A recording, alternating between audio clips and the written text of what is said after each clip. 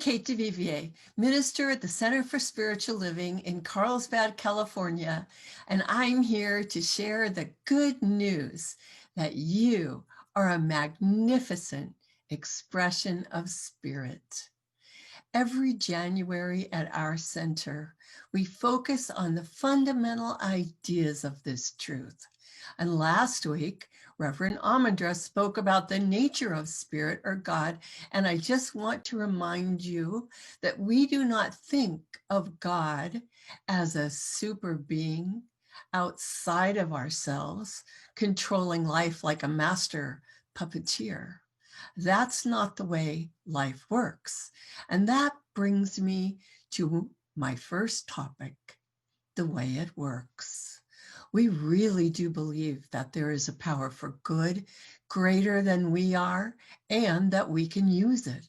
This is the fundamental basis of the teaching in the Science of Mind by our founder, Ernest Holmes. And it is found to a certain extent in most of the religions and philosophies of the world. It's the underlying idea behind the golden rule, the idea of treating others the way that you would want to be treated. It's also the underlying idea behind a lot of ideas that you may have heard of, like positive thinking, using affirmations, the law of attraction, spiritual mind healing, prosperity principles, and even meditation and prayer. So whether you are religious or spiritually minded, or whether you are simply curious about the nature of life, there is this thing, an invisible something behind everything. You can just call it universal energy, or you can call it spirit, God, or universal mind, or perhaps you just want to call it your higher power. Whatever you call it, it exists. And it exists within us as we exist within it. If you stop and think about this, the mind that you are using is the universal mind functioning at your personal level. Universal mind or spirit is God. At some point in our lives, we humans all seem to come to a moment when we begin asking ourselves, what is life? And what is our place in life? The first cause or the underlying principle of life is God, or the universal life and energy which finds an outlet in and through everything in life. Our individual lives are an expression of universal life. When what it is that we are thinking and feeling is actually our particular individualized use of the underlying principle of life. Spirit is infinite. It has no beginning or end. It is not limited by time or space. It is everything that we can imagine and more. Life is not a dream. It is real. We are real. Spirit is real. There is one original cause, God, and nothing else. It encompasses all and gives rise to all. So, therefore, we must be made from it. We can truthfully call ourselves the children of God. As the Apostle Paul said, it is in God we live, move, and exist. We are the children of God. Life, as we know it, is universal life in expression or manifestation. We are each outlets of God in expression or manifestation too. And we are free to know it, to study what it means, and to learn how to live consciously in harmony with life. Or we are free to live unconsciously and continue letting what is happening around us determine our experiences, because the seed of perfection is hidden within. So let's just stop here for a moment. Just stop and bring into your mind some positive pictures that have to do with the word life. Maybe a view of the ocean like this painting behind me. Maybe a new baby. A young plant sprouting up out of the earth. The scent of a flower. Someone cooking a meal for their family. The beautiful colors of the sky at sunrise. A grandparent telling a story to a child. A bird sitting on a nest. Or just the simple enjoyment of taking a breath of fresh air after a gentle rain. Good thoughts are easy to picture. The reality is that life itself is intrinsically good. Life is what we call an outpicturing of the original life of God or spirit. This original life is peacefulness and purity and intelligence and power and harmony. It is love. It is also law, which is to say it is orderly, predictable. If I plant tomato seeds, they will grow into tomato plants and not into apple trees. This original goodness in life is in us too.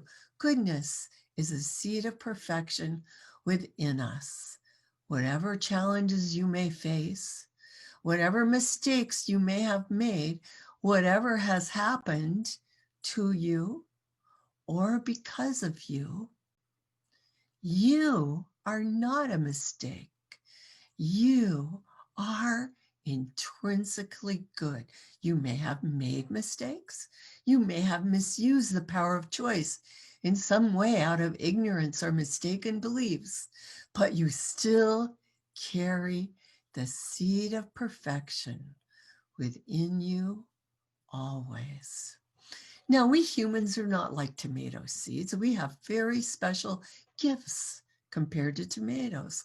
We can think and we can choose. We have a high degree of freedom to express life in many ways. When we overlook the truth, or if we are ignorant of the truth of the goodness of life, if we act in ways that create harm, we are simply misusing the power of life, the power of good. It is the misuse, the mistakes that create suffering. Where do our mistaken actions come from? They are simply an outgrowth of our mistaken thoughts. Jesus taught, "It is done to you as you believe." Ernest Holmes explained that this means that when we suffer, it is not because suffering is imposed on us by life or God, but it is because we are ignorant of our true nature as children of good. Spirit works for us by working through us. I want to read you a passage by Ernest Holmes and see what you think of it. He said, "The thing, then, works for us by working through us and is us always. It cannot work for us in any other way. It spreads itself over the whole universe and shouts at us from every angle. But it can become power to us only when we recognize it as power. Now, when I first learned about the science of mind, I puzzled over sayings like, it can become power to us only when we recognize it as power. How could I recognize it if it's not recognizable until I already recognize it? I felt like they were saying, you cannot have this knowledge until you have this knowledge. And it felt confusing. But I discovered that I just needed to start paying attention to things that were happening in my life and think a little about what triggered them. Things I was happy about or things I was unhappy about. And I began to try out some simple spiritual practices and to pay attention to the results. So here are some simple ideas for you to try. Start your morning and announce to yourself, this is another day to be glad in. Make a daily list of 5 things you are grateful for. When you pass by a mirror, say something nice to yourself like, you look very healthy and happy today. You look lovely today. And try noticing the beauty in nature. Taking these little steps and paying attention to these little shifts in your life that result makes it possible for anyone to begin to recognize the reality that it is possible to experience more good in our lives. And the more we recognize this possibility, the more possible it becomes. And so it is that Spirit works for us by working through us, which brings us right back to the saying, it is done to you as you believe. The more good you can accept and believe, the more good you can have and receive. Now, I'm not just talking about good stuff. Yes, let's accept the possibility of prosperity, but let's also accept the possibility of good health, happiness, and living in a world of harmony, kindness, and beauty. It's up to us to develop our vision and belief. Universal Spirit is unlimited and supports us. We are the only ones setting limits on our good. If we are thinking we can only have a little good, we will have only a little good. We receive what we believe. So then, how much can we believe? Well, if you were a farmer and you planted 10 seeds, would you believe that they could grow? If you were a farmer and you planted 1,000 seeds, would you believe that they could grow? If you could plant 1,000,000 seeds and you were a farmer, would you believe that they could grow? Of course. The seeds just sprout and grow no matter whether 10 of them were planted or 1,000,000 seeds were planted. We know that the law of nature can be relied upon no matter what. When we are dealing with our consciousness, our beliefs, we are also dealing with a law. Our thoughts and words are like seeds we plant, and the effects of our thoughts will eventually show up in our lives. Here's the trick though. We often think a thought and then we think a doubt about the thought, sowing confusion instead of clarity. It's as if we were a farmer planting weeds right alongside the intended seeds. Naturally, the final harvest would be limited, right? If you think a clear thought, or if you say an affirmative prayer, we like to call this process giving a spiritual mind treatment. It is as if you are consciously planting a seed into the infinite creative energy of life itself, which will respond as reliably as if you were planting a tomato seed into the ground. In the Bible, this is called speaking our word. In the beginning was the Word. When we make a claim through prayer or speak our word into the law of mind, we say we are co-creating using the power of God or good. We are not the creator of life, but to a certain degree, within the framework of natural laws, we are free to choose and claim our good, which will then become manifest in our experience just as surely as the farmer's seeds will sprout. Ernest Holmes said, "We are thinking, willing, knowing, conscious centers of life.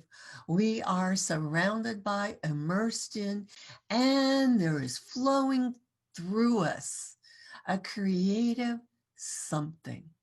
Call it what you will. The sum total of all our thought, will, purpose, and belief creates a tendency in this law that causes it to react to us according to the sum total of that belief." Now, it's not a matter of force. We don't will things to be done. They just unfold quite naturally, following the general pattern of our thoughts. We call this unfolding a demonstration, and if you begin paying attention to your thoughts and to the results, you will discover many demonstrations of this truth, that our thoughts create the tendencies in our life. There is no limitation. However, let's remember that we're not alone. You don't just exist as an individual. You also exist as part of a family, as part of a community, as part of a country, and as part of humanity, and as part of the world itself. We're not teaching that a person can control the whole world of experience, because other people are also free to make their own choices. But we do know that it is absolutely possible to live together in harmony. And it is absolutely possible that together we can create a world that works for everyone. Now, I want to move on and cover the one big idea that was a real stumbling block for me when I first started to teach. Well, not to teach, but when I first started to study this teaching before I was able to begin to teach it. It was this concept, this fact, that there is no such thing as evil. There is good only, not good and evil. So a few minutes ago, I had you think of images of life that were very positive. But everything we experience isn't positive or pleasant, is it? And a lot of us have been raised with the idea that this is because there is some kind of an evil force. Maybe you call it Satan or a devil that opposes good. After all, it's only natural to question if God is good. Why does it seem like so many bad things happen? Well, if a farmer plants weeds, the field will be full of weeds. It's not that there was a satanic force inhabiting the field. If a farmer wanders around randomly without paying attention, the field will be a random mixture of wanted and unwanted plants. But no matter what, there won't be a force outside of nature that will just make a tomato seed turn into a thistle seed spontaneously. We harvest what we sow. Likewise, there is no negative spiritual force. There is no devil that can intervene and interfere with the natural laws of good. It just isn't so. If this is hard for you to believe, as it was for me, I'd like to share two ideas that help me understand this. First, instead of thinking about things as being good versus evil, think about things being wanted versus unwanted. Second, instead of thinking about sins or sinners, think about mistakes and people who made mistakes. A sin is nothing but a mistake. A so-called sinner is nothing but a person who is busy making mistakes. The truth is that everyone is intrinsically a child of God, good in their essence, no matter what they may be up to. And the truth is that good is without bounds. When you wake up to this truth and accept it as so, then you can begin to really move forward in allowing more and more good into your life. Now, this is not about being selfish.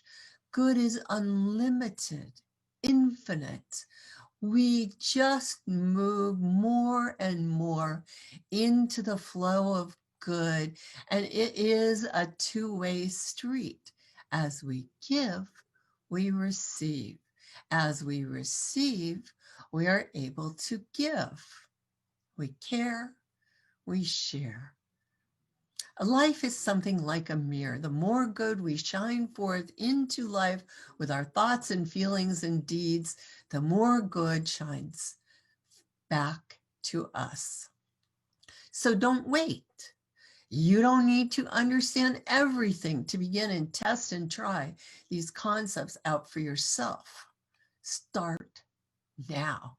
Start right now. Earlier, I mentioned a few simple spiritual practices to try, like making a gratitude list. One last thing I'd like to suggest is just lighthearted fun.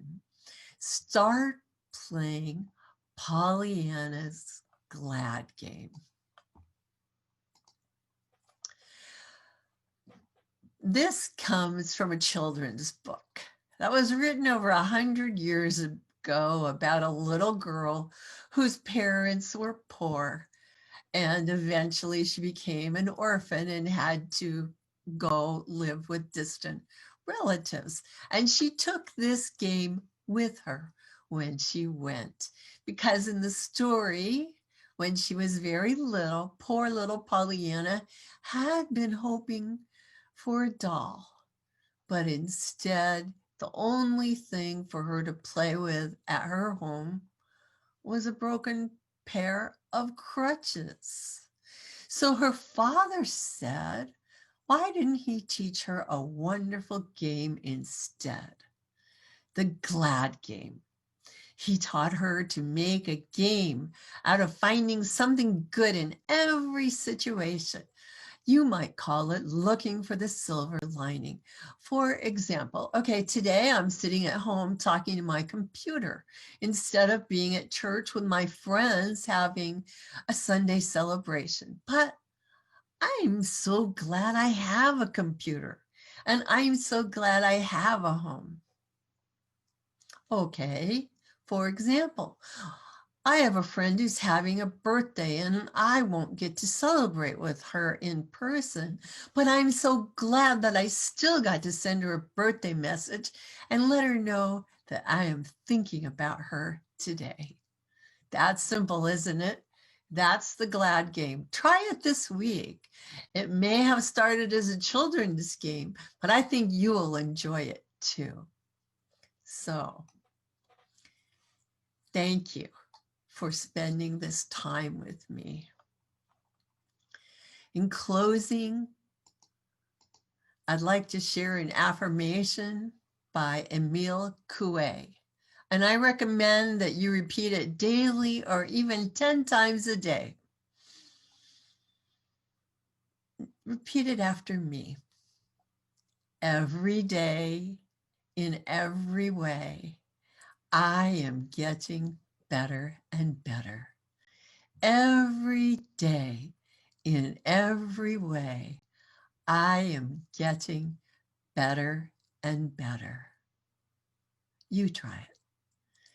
Every day, in every way, I am getting better and better. After all, you are a magnificent expression of spirit, and so it is.